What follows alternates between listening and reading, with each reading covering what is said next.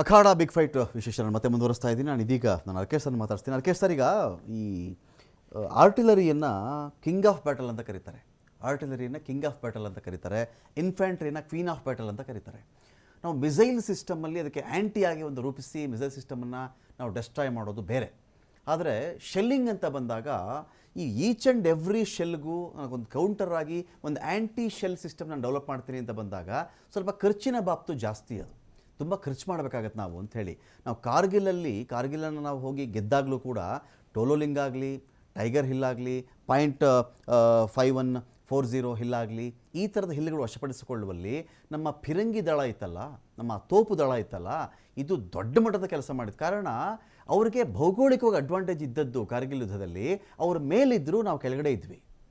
ಕೆಳಗಡೆಯಿಂದ ನಾವು ಹತ್ಕೊಂಡು ಹೋಗಿ ಅವರಿದ್ದಂಥ ಪ್ರದೇಶವನ್ನು ಅಟ್ಯಾಕ್ ಮಾಡಿ ಬಂಕರ್ಗಳು ನಾಶ ಮಾಡಿ ಹಾಗೆ ಅವ್ರನ್ನ ಚೇಸ್ ಮಾಡ್ಕೊಂಡು ಹೋಗೋದಿತ್ತಲ್ಲ, ಸುಲಭದ ಕೆಲಸ ಆಗಿರಲಿಲ್ಲ. ಅಂಥ ಟೈಮಲ್ಲಿ ನಮಗೆ ಫಿರಂಗಿಗಳು ದೊಡ್ಡ ಮಟ್ಟದ ಕೆಲಸಕ್ಕೆ ಬಂದಿದ್ವು ಅಂಥೇಳಿ. ಇವತ್ತು ನಮಗೆ ಭಾರತಕ್ಕೆ ತಕ್ಕ ಮಟ್ಟಿಗೆ ಅವರು ಆ ಕಡೆಯಿಂದ ಹಾನಿ ಮಾಡಿದರೆ, ಶೆಲ್ಲಿಂಗಲ್ಲಿ ನಮಗೆ ಹಾನಿ ಮಾಡಿದ್ದಾರೆ. ನಾನು ಸೇನಾ ನೆಲೆಗಳಿಗೆ ಅಂತ ಹೇಳ್ತಾ ಇಲ್ಲ, ಗಡಿ ಭಾಗದ ಪ್ರದೇಶಗಳು ಜನಗಳನ್ನು ಕೊಲ್ಲಕ್ಕೆಲ್ಲ ಬಳಸ್ಕೊಂಡಿದ್ದಾರಲ್ಲ, ಇದನ್ನು ಹೇಗೆ ಸರ್ ಕೌಂಟರ್ ಮಾಡೋದು ಹೇಗಿದೆನಾ ಅಂತ? ಶೆಲ್ಲಿಂಗ್ಗೆ ಉತ್ತರ ಶೆಲ್ಲಿಂಗೇನೆ. ಓಕೆ, ಶೆಲ್ಲಿಂಗ್ ಮಾಡಿರೋದು ಸಿವಿಲಿಯನ್ ಏರಿಯಾಸ್ನಲ್ಲಿ, ಕರೆಕ್ಟ್. ಅಲ್ಲಿ ಇನ್ನೋಸೆಂಟ್ ವಿಲೇಜರ್ಸ್ ಮತ್ತೆ ರಿಲಿಜಿಯಸ್ ಇನ್ಸ್ಟಿಟ್ಯೂಷನ್, ಗುರುದ್ವಾರ ಇಂಥದ್ರ ಮೇಲೆ ಶೆಲ್ಲಿಂಗ್ ಮಾಡಿ ಅವರು ಒಂದು 15 ಜನರನ್ನು ಕೊಂದಿದ್ದಾರೆ. ಈಗ ಆ ಏರಿಯಾ ವೆಕೇಟ್ ಆಗಿದೆ. ಶೆಲ್ಲಿಂಗ್ಗೆ ನಾವು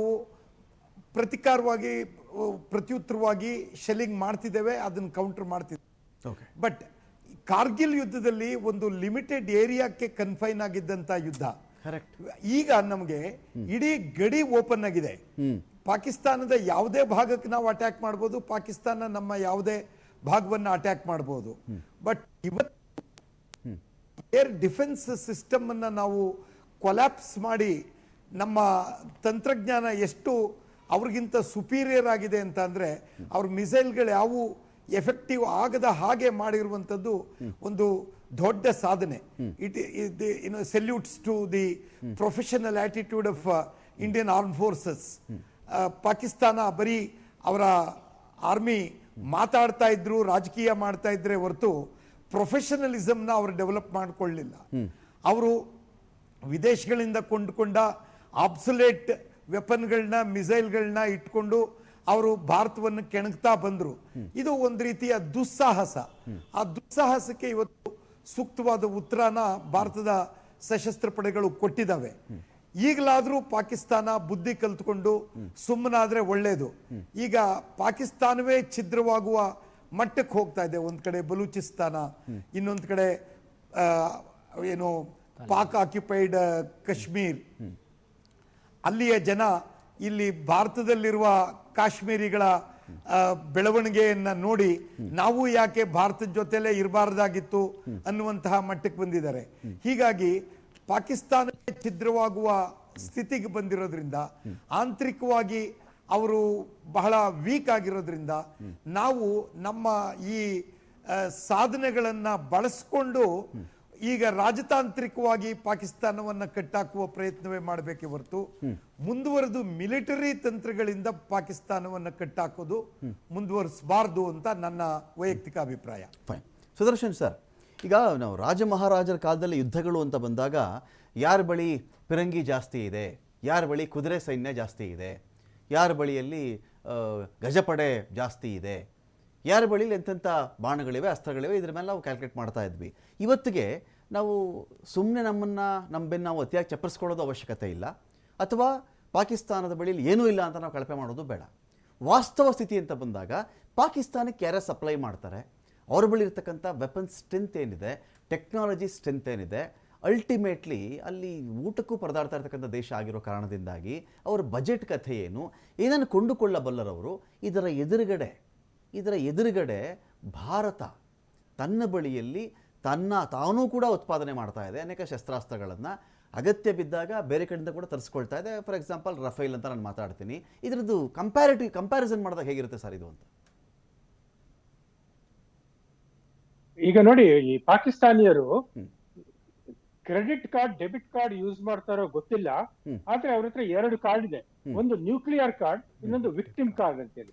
ಈ ನ್ಯೂಕ್ಲಿಯರ್ ಕಾರ್ಡ್ ಎಷ್ಟು ಸೌದಿ ಹೇಳ್ತಾ ಇದ್ದಾರೆ ಅಂದ್ರೆ, ಹಮಾರಾ ಪಾಸ್ ಪಾವ್ ಕಿಲೋ ಬಾಂಬ್ ಹೈ, वो सिर्फ ಹಿಂದೂ ಕೋ ಮಾರ್ತಾ ಹೈ, वो ಮುಸಲ್ಮಾನ್ ಕೋ ಛೋಡ್ ದೇತಾ, ಇಂತ ಒಂದು ಬಾಲಿಶವಾದ ಹೇಳಿಕೆ ಕೊಡ್ತಾರಲ್ಲ. ಮಂತ್ರಿ ಆಗಿದ್ದವನೊಬ್ಬ ಫವಾದ್ ಚೌಧರಿನೋ ಯಾರೋ ಒಬ್ಬ. ಸೊ ಈ ನ್ಯೂಕ್ಲಿಯರ್ ಅಂತ ಮಂತ್ರ ಜಪಿಸ್ಬಿಟ್ಟು, nuclear weapon is not a weapon of war, it is only deterrence, it is to stop the war. ಈಗ ನೀವು ಹೇಳ್ತಾ ಇದ್ರಿ ನಮ್ಮ ರಾಜ ಮಹಾರಾಜರ ಕಾಲದಲ್ಲಿ we use that same deterrence philosophy.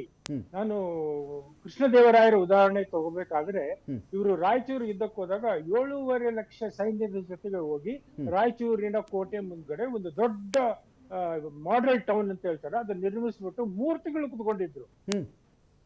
ಅವನು ಆದಿಲ್ ಶಾ ಬಂದು ಹುಚ್ಚ ಆಗ್ಬಿಟ್ಟ, ಯಾಕೆ ಇವ್ರು ಯುದ್ಧ ಮಾಡ್ತಾಯಿಲ್ಲ ಅಂತ.